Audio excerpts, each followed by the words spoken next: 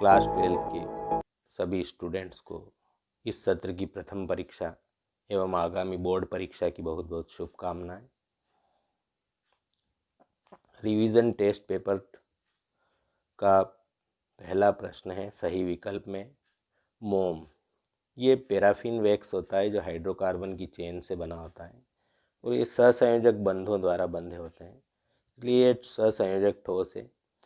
अंतः केंद्रित इकाई सेल में परमाणुओं की संख्या 2 होती है प्रत्येक कोने पर और 2 विपरीत फलकों पर। तो योगदान देखें उनका तो 2 होता है। ठोस प्रकार के क्रिस्टल में 14 प्रकार के विमीय जालक पाए जाते हैं, तो इसका आंसर है डी 14। गैसों की द्रव में विलयता का नियम किसने दिया था? इसका सही आंसर है ऑप्शन सी हेनरी ने। शुद्ध जल की मोललता 55.5, क्योंकि 55.5 को जल का 1 मोल 18 ग्राम का होता है, उससे गुणा करने पर लगभग 1000 प्राप्त होगा हमको। दूसरा प्रश्न रिक्त स्थान वाला है, जिसका पहला प्रश्न है आदर्श विलयन राउल्ट के नियम का पालन करते हैं। दूसरा प्रश्न बिंदु दोष आयनिक क्रिस्टलों में पाया जाता है। प्रश्न क्रमांक 3 अधिशोषित पदार्थ को अधिशोषण सतह से हटाए जाने को विशोषण या डिसॉर्प्शन कहते हैं। चौथा प्रश्न मानक हाइड्रोजन इलेक्ट्रोड का इलेक्ट्रोड विभव का मान 0.0 वोल्ट होता है। प्रश्न क्रमांक 5 अणु संख्यता सदैव एक पूर्ण संख्या होती है, ये भिन्नात्मक या शून्य नहीं होती है, सदैव एक पूर्ण संख्या होती है।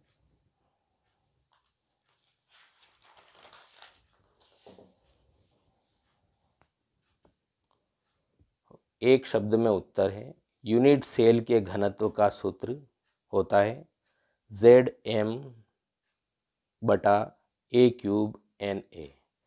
जहाँ पर Z है इकाई कोशिका में परमाणुओं की संख्या, M मोलर या परमाणुई द्रव्यमान, स्मॉल a इकाई कोशिका में किनारे की लंबाई, Na एवोग्रेडो संख्या है। प्रश्न क्रमांक 2 फ्रेंकल दोष एवं शाटकी दोष में अंतर। धनायन छोटा होने से स्थान बदल लेता है, जितनी संख्या में धनायन कम होते हैं उतनी संख्या में ऋणायन भी कम हो जाते हैं। फ्रेंकल दोष में धनायन केवल स्थान बदलता है और शाटकी दोष में जितनी संख्या में धनायन कम होते हैं उतनी संख्या में ऋणायन कम हो जाते हैं। ये मुख्य अंतर है इसमें। तो फ्रेंकल दोष में केवल स्थान बदलता है तो घनत्व कम नहीं होता है, और शाटकी दोष में धनायन और ऋणायन दोनों कम हो जाने से घनत्व क्रिस्टल का कम हो जाता है। इसका तीसरा प्रश्न है मोल प्रभाज बराबर होता है N1/N1+N2, जहाँ N1 है विलेय के मोल की संख्या, N2 विलायक के मोलों की संख्या। प्रश्न क्रमांक 4 मीजेल क्या है?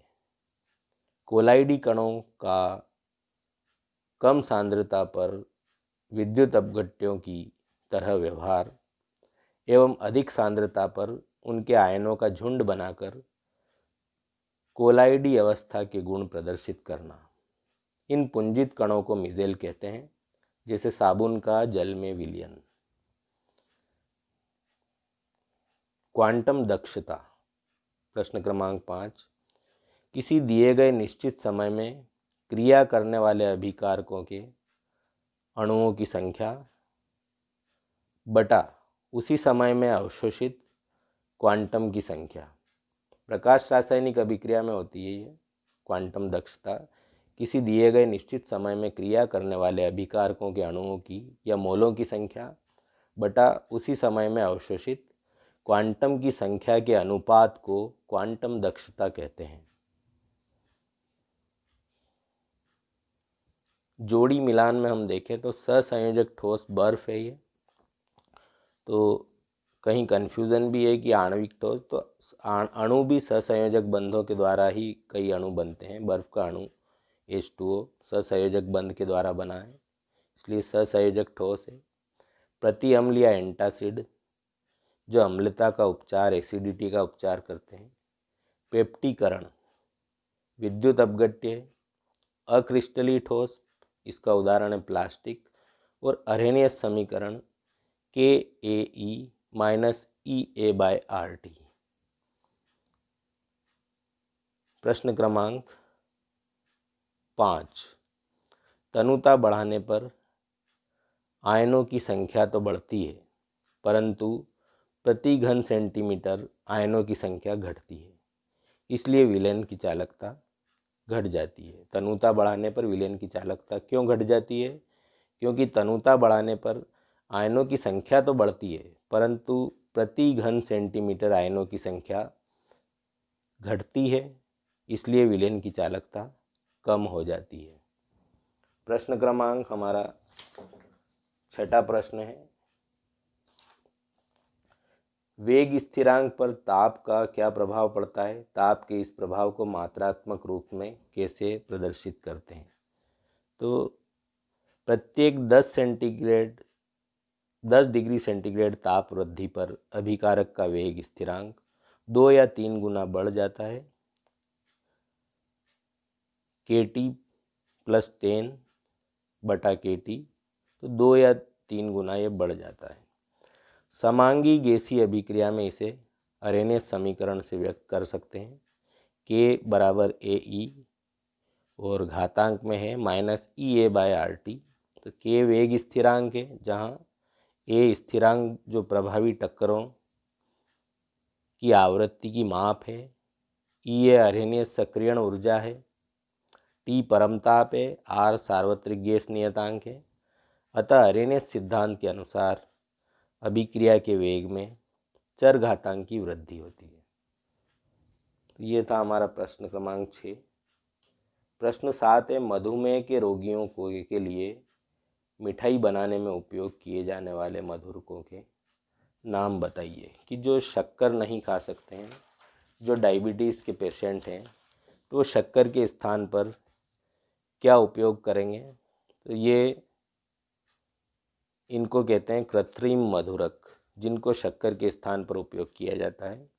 इसमें एस्पार्टम, शेकरीन, एलिटेम, सेक्रालोज, ये 4 उदाहरण दिए हैं। एस्पार्टम 100 गुना, शेकरीन 550 गुना, एलिटेम 2000 गुना और सेक्रालोज 600 गुना अधिक मीठा होता है शक्कर से। सबसे प्रसिद्ध है इसमें शेकरीन। प्रश्न क्रमांक 8, फ्रेंकल दोष और शाटकी दोष में अंतर। फ्रेंकल के दोष स्थान में पर धनायन एवं शाटकी, ऋणायनों का शाटकी के स्थान पर फ्रेंकल दोष पढ़ें।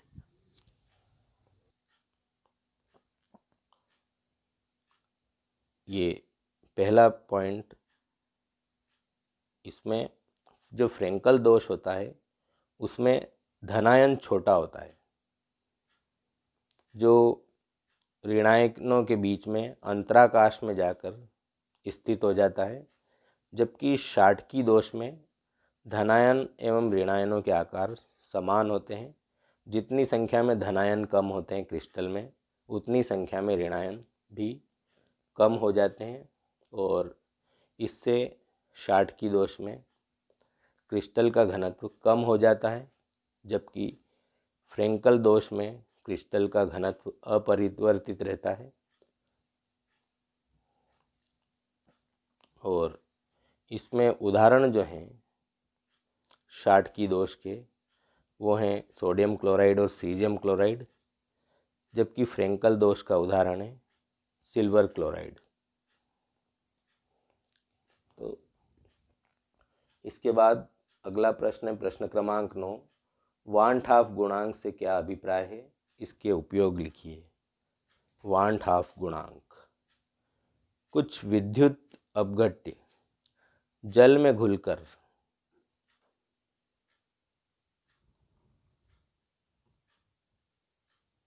वियोजित हो जाते हैं। कुछ विद्युत अपघट्य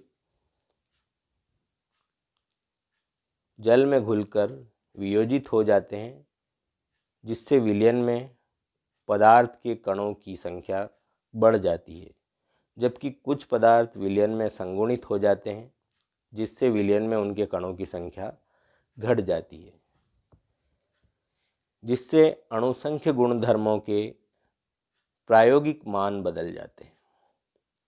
अतः वांटाप गुणांक, इसे I से डिनोट करते हैं, बराबर अणुसंख्य गुणधर्म का प्रेक्षित मान और अणुसंख्य गुणधर्म का सैद्धांतिक मान का अनुपात होता है। वांटाप गुणांक अणुसंख्य गुणधर्म का प्रेक्षित मान और अणुसंख्य गुणधर्म का सैद्धांतिक मान का अनुपात होता है। इसकी सहायता से विद्युत अपघट्यों के वियोजन की मात्रा ज्ञात की जा सकती है और वह ज्ञात होने पर विलय के अणुसंख्य गुणधर्म के प्रायोगिक मान की भी गणना की जा सकती है। शून्य कोटि की अभिक्रिया, प्रश्न क्रमांक 10। इसमें अभिक्रिया की दर या वेग क्रिया कारकों की सांद्रता पर निर्भर नहीं करती है, जैसे अमोनिया का धातु की सतह पर विघटन। समीकरण है इसकी 2NH3, उत्प्रेरक है प्लेटिनम, बराबर N2+3H2। तो इसको दर या वेग को देखें तो dx/dt बराबर KNH3 0। शुष्क सेल का चित्र में जो प्रश्न पूछा गया है कि कैथोड जो होता है वो ग्रेफाइट का होता है और ये जो जस्ते का पात्र लेते हैं ये एनोड का कार्य करता है, और इसमें ग्रेफाइट के आसपास मैंगनीज डाइऑक्साइड और कार्बन भरा रहता है और अमोनियम क्लोराइड और जिंक क्लोराइड का अर्ध ठोस पेस्ट भी इसमें भरा रहता है। इसका वोल्टेज अपन देखें तो 1.25 से 1.5 यानी 1.25 से 1.5 वोल्ट का ये वोल्टेज देता है।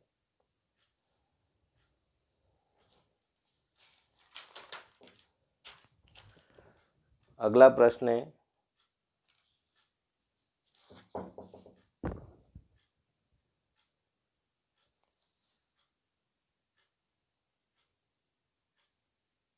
उच्च रक्तचाप से पीड़ित व्यक्ति को कम नमक लेने की सलाह क्यों दी जाती है।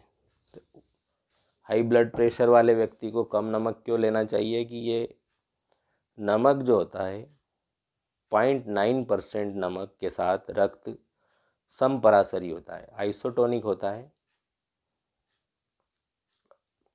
इससे अधिक मात्रा में लेने पर नमक रक्त वाहिकाओं में जल की मात्रा को बढ़ाने लगता है, जिससे ब्लड प्रेशर और अधिक हाई हो जाता है। इसलिए नमक ब्लड प्रेशर के मरीज को कम लेना चाहिए। प्रश्न क्रमांक 13 है पायस के 4 उपयोग। तो एक द्रव का दूसरे अमिश्रणीय द्रव में परिक्षेपण, एक द्रव दूसरे अमिश्रणीय द्रव में परिक्षिप्त हो जाता है, उसे पायस कहते हैं। यह एक द्रव साल है, जैसे दूध, इसमें पानी और वसा का पायस बन जाता है, दोनों ही द्रव हैं।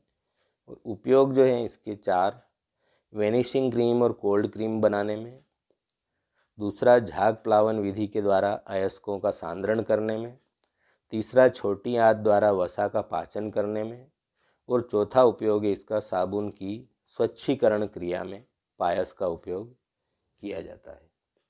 प्रश्न क्रमांक 4, शून्य कोटि की अभिक्रिया के लिए दर स्थिरांक का व्यंजक ज्ञात करना है। तो शून्य कोटि की अभिक्रिया यानी वह अभिक्रिया जिसका वेग उसके अभिकारकों की सांद्रता पर निर्भर नहीं करता है, शून्य कोटि की अभिक्रिया कहलाती है। माना कि ये एक अभिकारक है जो उत्पाद बनाता है, तो दर का समीकरण लिखें तो -dA/dt बराबर A0, क्योंकि शून्य कोटि की अभिक्रिया है, बराबर K एक स्थिरांक है, तो dA बराबर हो जाएगा ये -KdT। तो दोनों पक्षों का समाकलन करने पर A बराबर -KT + C, समीकरण 1, जहाँ C है समाकलन स्थिरांक। जब T बराबर 0 हो शून्य कोटि की अभिक्रिया के लिए, तो A बराबर क्या हो जाएगा A0। सक्रिय द्रव्यमान। तो ये हो जाएगा A0 बराबर C समीकरण 2। समीकरण 1 में इसका मान रखेंगे, समीकरण 1 में ये हमारी समीकरण 1 है, इसमें हम C के स्थान पर रखेंगे A0। तो क्या हो जाएगा ये A बराबर माइनस KT A0, तो KT बराबर A0 माइनस A को उस तरफ ले जाने पर माइनस में हो जाएगा वो, तो K बराबर हो जाएगा 1/T A0 माइनस A। तो समीकरण 3 शून्य कोटि की अभिक्रिया के लिए सामान्य वेग स्थिरांक है। समीकरण 3 यानी ये हमारी अंतिम समीकरण K 1/T A0 minus A, ये शून्य कोटि की अभिक्रिया के लिए सामान्य वेग स्थिरांक है। प्रश्न क्रमांक 15 संक्षारण यानी जंग लग जाता है लोहे पर या धातुओं पर, नमी से ऑक्सीकृत हो जाते हैं, ऑक्साइड्स बना लेते हैं और हाइड्रोक्साइड्स बना लेते हैं। तो जब लोहा या अन्य धातु वायुमंडल की नमी के संपर्क में आने पर लाल रंग की या किसी अन्य रंग की परत बना लेते हैं, इसे संक्षारण कहते हैं या जंग लगना कहते हैं। तो लोहे के जंग का सूत्र है Fe2O3.X और इसकी समीकरण है FeOH whole twice plus 1/2H2 aqueous यानी जली प्लस H2O लिक्विड। तो ये बन जाएगा Fe2O3 यानी जंग ठोस। तो एनोड पर क्या क्रिया होगी, Fe बराबर Fe2 प्लस और प्लस 2 इलेक्ट्रॉन निकलेंगे, ऑक्सीकरण होगा। और कैथोड पर क्या होगा, ऑक्सीजन प्लस वाटर और 4 इलेक्ट्रॉन इससे जोड़ेंगे ना, अपचयन होगा 4OH माइनस। प्रश्न क्रमांक 16 अभिक्रिया की दर को प्रभावित करने वाले कारक कौन कौन से कारक रेट ऑफ रिएक्शन को इफेक्ट करते हैं। पहला तो ये सांद्रता, जब सांद्रता बढ़ेगी तो दर बढ़ेगी, क्योंकि जो रेट ऑफ रिएक्शन होती है वो सक्रिय द्रव्यमान के समानुपाती होती है और सांद्रता बढ़ाने पर टक्करों की संख्या बढ़ जाती है, तो अभिक्रिया की दर भी बढ़ जाती है। ताप बढ़ाएंगे तो अणुओं की गतिज ऊर्जा बढ़ जाएगी, इससे भी अभिक्रिया की दर बढ़ेगी। उत्प्रेरक की उपस्थिति में भी अभिक्रिया की दर प्रभावित होगी। धनात्मक उत्प्रेरक होंगे तो अभिक्रिया की दर बढ़ जाएगी और ऋणात्मक उत्प्रेरक होंगे तो अभिक्रिया की दर घट जाएगी। पृष्ठ का क्षेत्रफल, तो ठोस पदार्थ होता है अभिकारक या बल्कि और बारीक चूर्ण होता है तो रेट ऑफ रिएक्शन और ज़्यादा बढ़ जाती है। 5वां पॉइंट है दाब। प्रेशर बढ़ाने पर क्या होगा, गैसीय अभिक्रियाओं में खास तौर पर देखें तो अणु जब हम दाब बढ़ाते हैं, प्रेशर बढ़ाते हैं तो अणु पास पास आ जाते हैं और प्रभावी टक्करों की संख्या बढ़ जाती है, फलस्वरूप अभिक्रिया की दर भी बढ़ जाती है। प्रश्न क्रमांक 17 है परासरण दाब। ये द्रव स्थितिक दाब है जो अर्ध पारगम्य झिल्ली के द्वारा किसी विलयन को विलायक से पृथक रखने पर उत्पन्न होता है।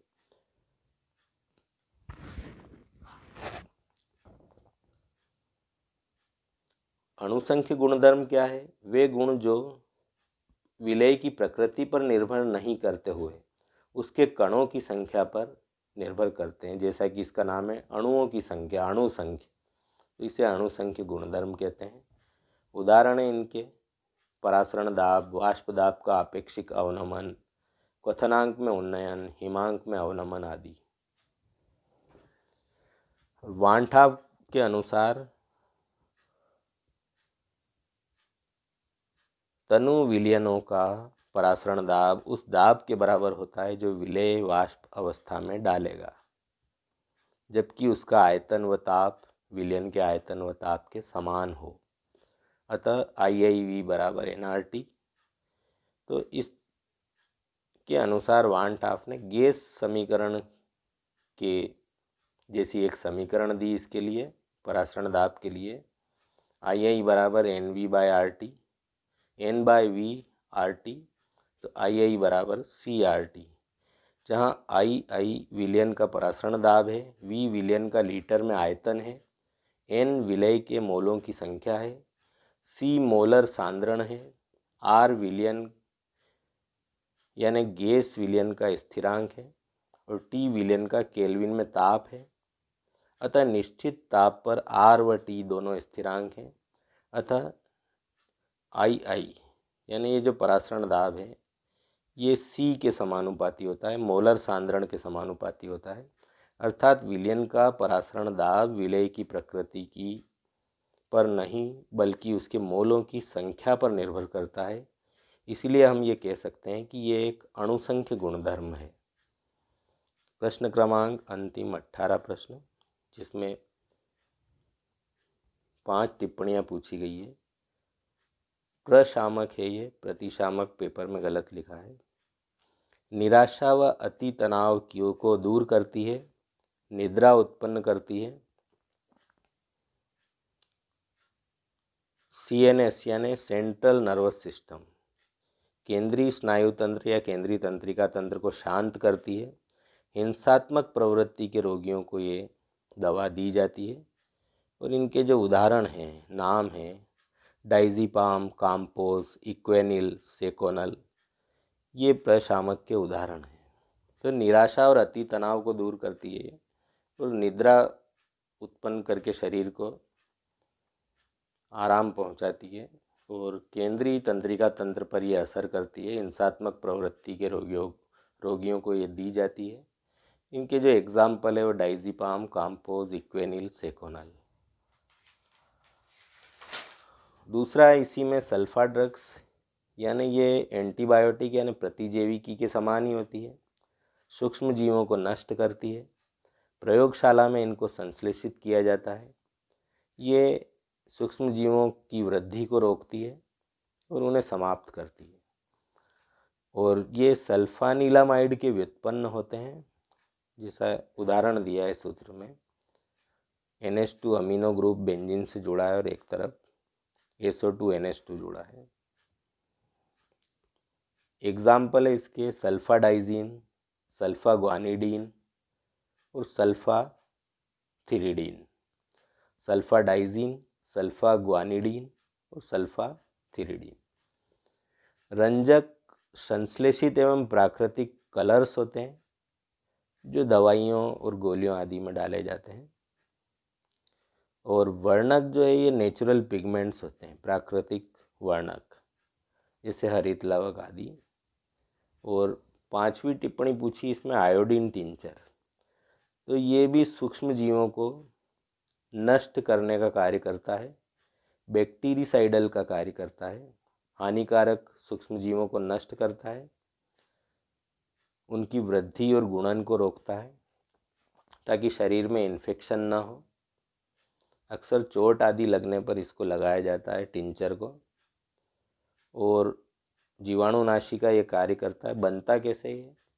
इसमें 2-3% हम क्रिस्टल्स लेते हैं आयोडीन के, और एल्कोहल और आसुत जल में इनको घोल कर इनका विलयन बनाया जाता है, सॉल्यूशन बनाया जाता है, जिसे आयोडीन टिंचर कहते हैं।